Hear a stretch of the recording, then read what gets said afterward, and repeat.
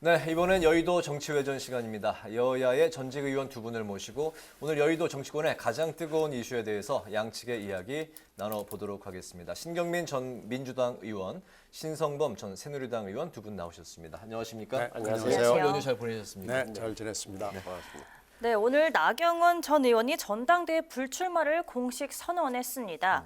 네, 나 전 의원은 설 연휴 동안에 원로들을 만나면서 출마를 거듭 고심하는 모습을 보였는데 결국 불출마를 발표했습니다. 네, 측근들 같은 경우는 나 전 의원이 전의에 불타고 있다 뭐 이런 말도 했었는데요.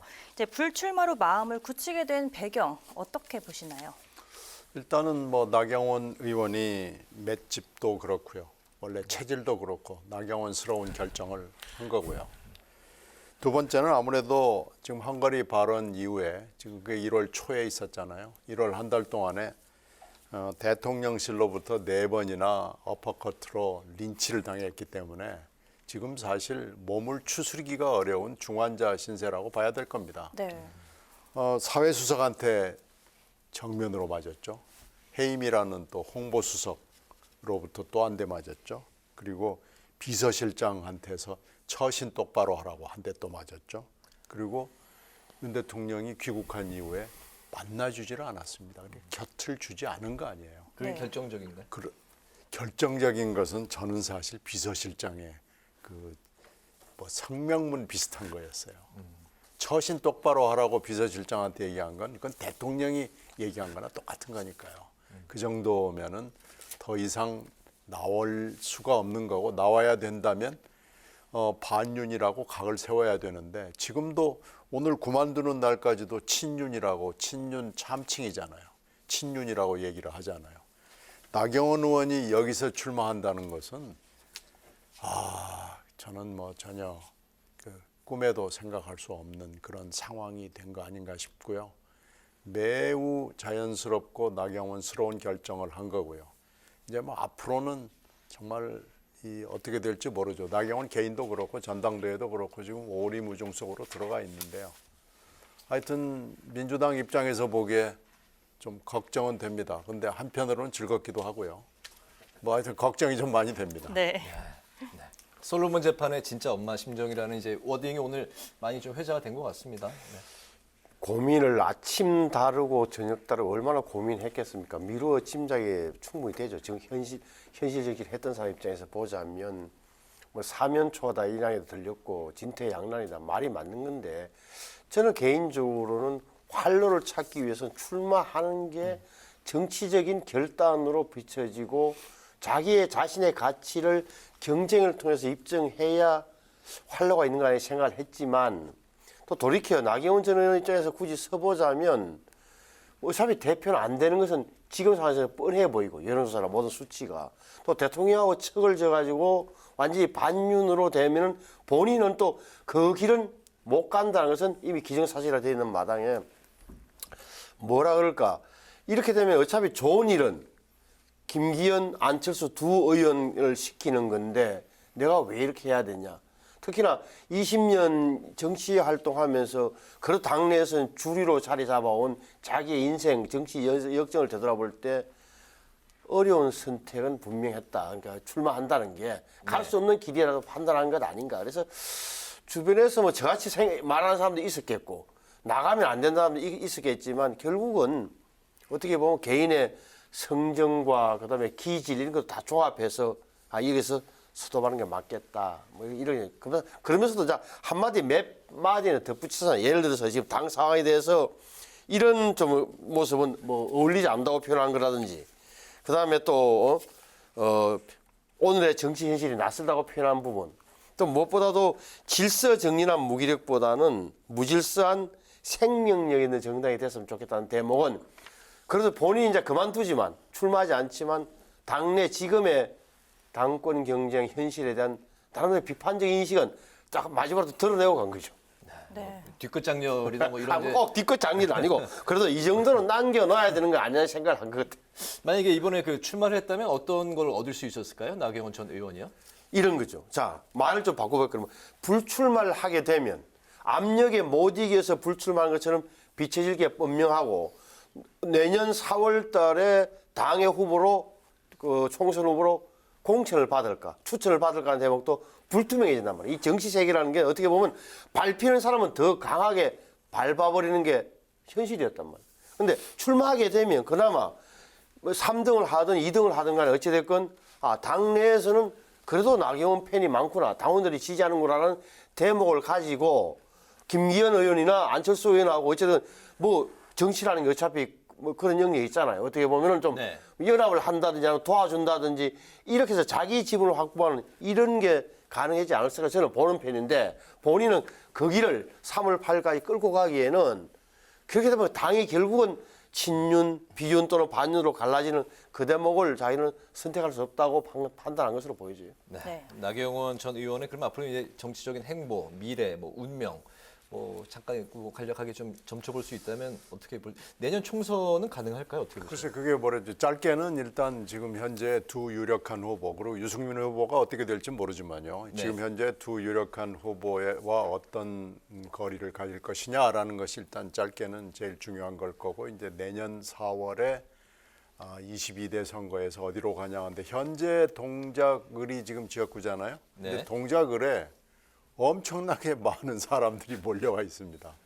심지어는 YS와의 관계가 있는 사람까지도 몰려와 있기 때문에 동작을이 국힘당 내부에서는 나경원 의원으로 못 간다고 보는 것이죠. 그런 부류가 있는 거죠. 근데 이제 나 의원이 동작을에 나가려고 그러면은 이제 다음에 오는 지도부 그리고 대통령실과 어떤 딜을 해야 되는, 아니면 국어를 하든지 하여튼 뭔가 딜을 해야 되는 상황이 될 거고요. 다른 선택을 하나 한다면은 서울에, 아니면 좀 넓게 봐서 수도권에 국힘당으로서는 험지에 그럼 내가 나가겠다. 내가 직접 수도권 선거를 위해서 나가겠다. 뭐 이런 거 정도가 하나의 선택지로 등장할 가능성이 있죠. 이수진 이제 민주당 의원, 이제 판사 출신인데, 이수진 의원이 현재 그 동작구를 이제 네, 그렇습니다. 국회의원이죠. 네. 여기에 출마는 현재 국힘 분위기로서는 쉽지 않고, 험지로는 나갈 아니 그게 아니고요. 국힘당의 이수진 의원하고 지금 싸우는 나경원 의원이 민주당의 이수진 의원. 민주당의 그러니까 이수진 의원과 싸우는 국힘당의 후보가 네. 나경원 의원이 안 된다고 보는 거죠. 그래서 지금 굉장히 많은 국힘당 사람들이 동작을이 공석이라고 보고 달려드는 겁니다. 알겠습니다. 나경원 전 의원의 앞으로 미래 어떻게 보실까요? 지금은 몸을 잔뜩 낮춰야 되죠. 그러니까 이번 경선 3월 8일까지는 적어도 본인이 이야기했잖아요. 이렇게 누굴 도와줄 거냐. 그건 뭐 자기 공간이 없다. 다시 말하면 이 전당대회 국면은 내가 김기현, 안철수 둘 다 도울 수도 없고 또 안 됐다는 생각을 할 테고, 이렇게 되면 몸을 바짝 엎드리고 있으면 어느 순간 3월 8일 지나고 나면 그래도 나경원의 쓰임새가 있는 것 아니냐는 소리가 나오길 기대하겠죠. 네. 수도권 선거도 그렇고. 저는 그래서 지금 뭐 신경민 전 의원님처럼 거의 뭐 물 건너 갔다고 보기보다는 어떻게 보면 뭐랄까, 그래도 보수에서 그나마 수도권에서 득표력이 있는 사람 중에 하나인 것만은 분명하단 말이에요. 그러면은 그 쓰임새에 대해서는 본인이 또 하기 나름이다. 앞으로 문제는 오히려 이 나경원 전 의원이 불출마하게 되면 나경원 의원을 지지했던 분들이, 당원들이 김기현 의원 쪽으로 아니면 안철수 의원 쪽으로 어느 쪽으로 많이 갈까. 그래서 1차에서 50% 이상이 가반 득표가 나올까, 아니면 우리 아는 대로 결선으로 가서 어떤 변수가 될까. 여기서 말은 안 하겠지만 또 이준석이라는 변수도 있고, 그래서 하여튼 유동성이 많이 높아졌다는 건 분명한 거예요. 7차례 지방 순회 경선 토론하죠. 그 중간중간에 있을 텔레비전 토론 생각한다면 굉장히 뭐 나경원 전 의원에 빠져서 김은 빠졌지만 그래도 유동성은 높아졌다고 보는 게 좀 정확한 것 같아요. 알겠습니다. 네. 네, 나경원 전 의원의 불출마로 전당대회에서는 안철수 의원 대 김기현 의원, 현재 상태에서는 양자 대결로 좁혀질 가능성이 높은데요. 최근 발표된 여론조사에서 결선 투표를 가정한 양자 대결로 김기현 의원과 안철수 의원이 맞붙었을 때 이제 안철수 의원이 조금 앞선 결과가 나왔습니다. 이제 나경원 전 의원이 불출마를 선언하면서 이제 누구에게 더 유리해졌을지 또 전당대회 판세의 변화가 있을 것 같은데 또 어떻게 예상하시나요? 저 조사를 먼저 조심해서 할 대목이, 저거는 여론조사를 하면서 국민의힘 지지한다고 말하는 사람들을 상대로 한 조사다. 우리가 대표를 뽑는 것은 당원 투표다. 직접 투표. 어떻게 해야 모바일 투표를 한단 말이에요. 차이가 분명했다. 어떤 차이가 있을까? 당원이 좀 더 적극적이고 정치 공한 여청이라고 보는 게 맞을 거 아닙니까? 그렇다면 안철수 의원 입장에서 보자면 저것을 그렇게 낙관할 수치는 아닌 거죠. 김기현 의원에게 좀 더 올라갈 수 있다는 걸 전제로 하고 전략을 짜야 될 거예요. 네. 그런데 우리가 이제 유심히 보는 게 84만 명인데 지금은 영남이 한 42%, 수도권이 37%라 그래요.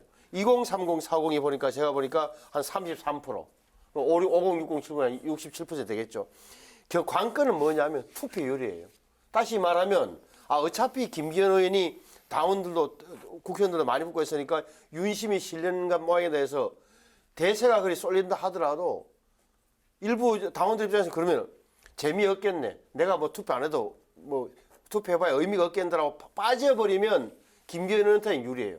하지만 수도권에 특히 젊은 당원들이 뭐 다른 생각 때문에 많이 투표하게 되면 투표율이 높으면 높을수록 안철수 의원에게 유리해지는 거예요. 네. 그 점을 좀 봐야 된다. 제가 보기엔 당원 투표율이 굉장히 중요해요. 네. 젊은 층의 투표율이 또 수도권의 젊은 수도권의 당원들. 젊은 층의 투표율이 관건인 것 같다. 네, 신 의원 그 얘기는 뭐 전적으로 맞는 얘기고요. 저 여론조사는 정말 참고 자료일 뿐이죠. 네. 근데 하여튼 어찌됐든지 간에 10% 이상의 나경원 의원 지분이 있단 말이에요. 얼마인지 정확하게는 모르겠지만 그 지분이 흩어지겠죠.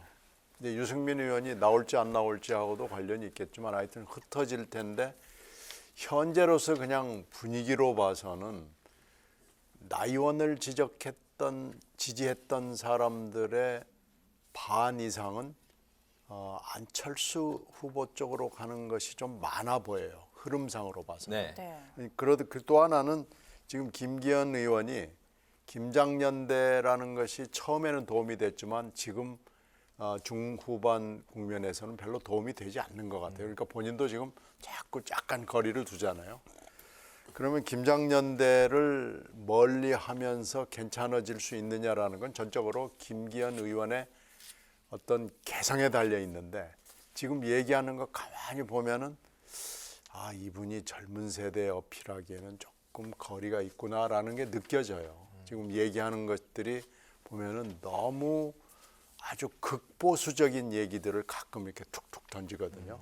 그래서 이 김기현 의원이 나 의원의 그 흩어지는 표를 흡수할 수 있는 힘이, 그러니까 자석에 끌어들이는 힘이 강하지 않다 이런 느낌이 있어요. 그렇게 보면은 지금 현재의 상황은 안철수 후보에게 좀 약간 유리한 국면 아닌가 싶습니다. 알겠습니다. 이제 나경원 의원은 이제 불출마로 국힘의 당대표 상황에 대해서 이야기를 이제 쭉 살펴봤고요. 이번에 이제 그 민주당 특히 이제 이재명 대표 관련한 이야기를 이제 또 나눠보도록 하겠습니다.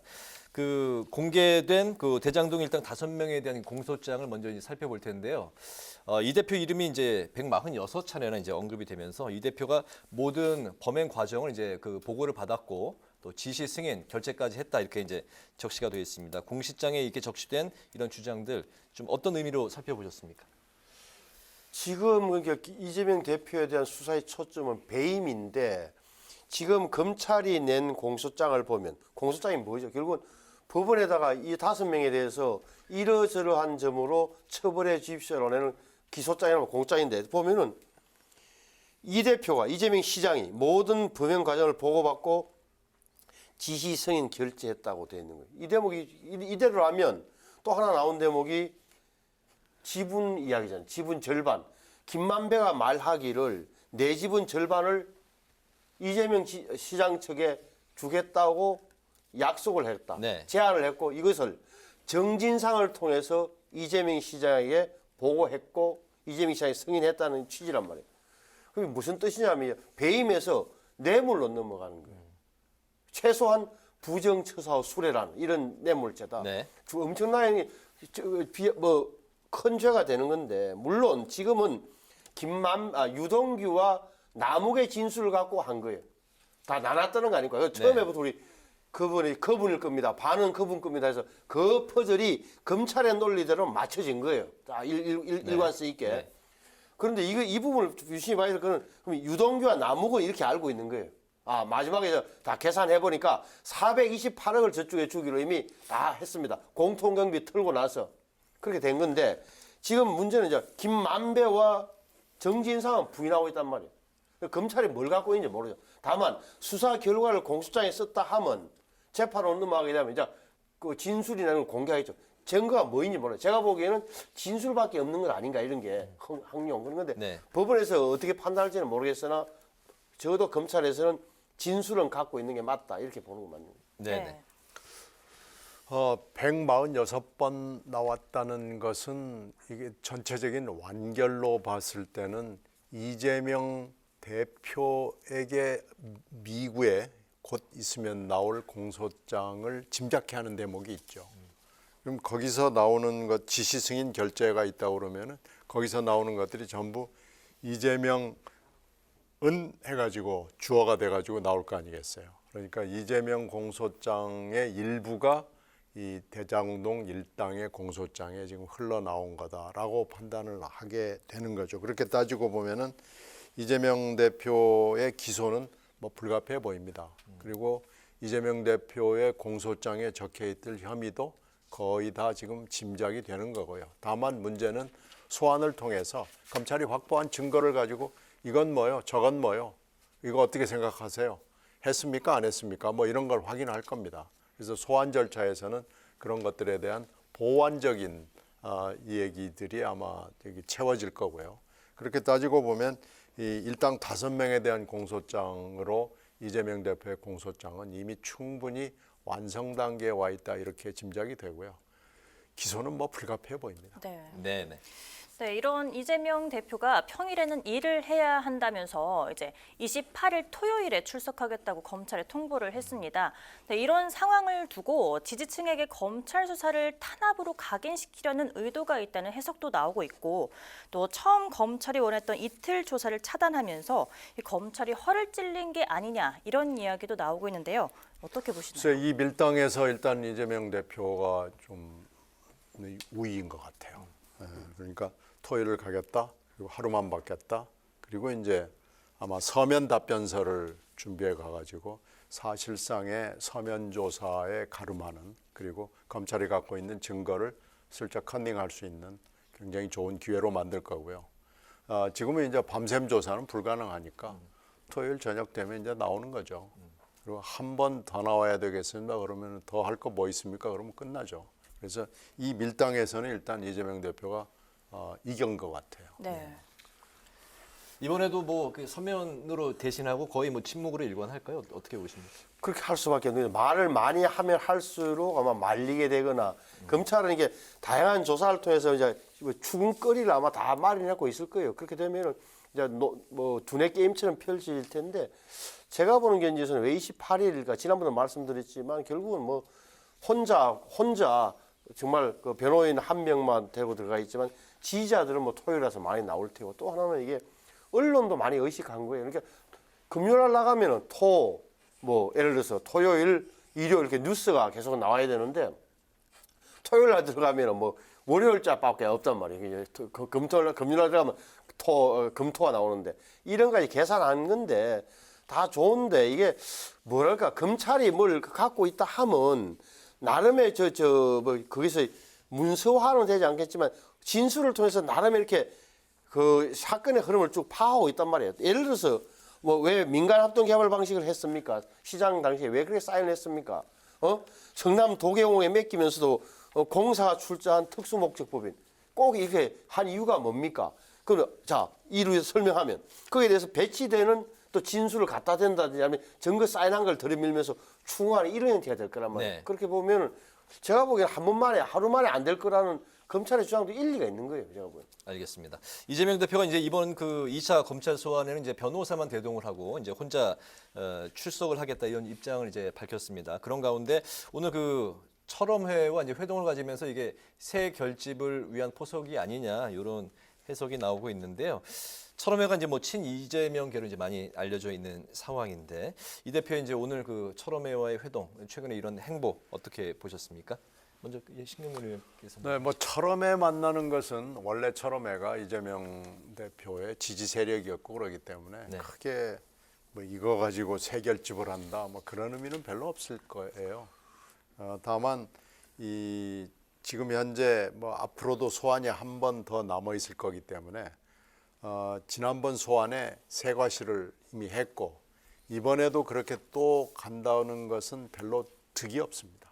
이번에는 사실 홀로 가는 것이 맞아요. 네. 그러니까 이재명 대표로서는 매우 영리한 결정을 하고 현명한 결정을 한 거죠. 그래서 홀로 감으로써 정말 말도 안 되는 정치 탄압이다라는 것을 과시할 수 있는 굉장히 좋은 기회이기 때문에 그렇게 가는 건 맞고요.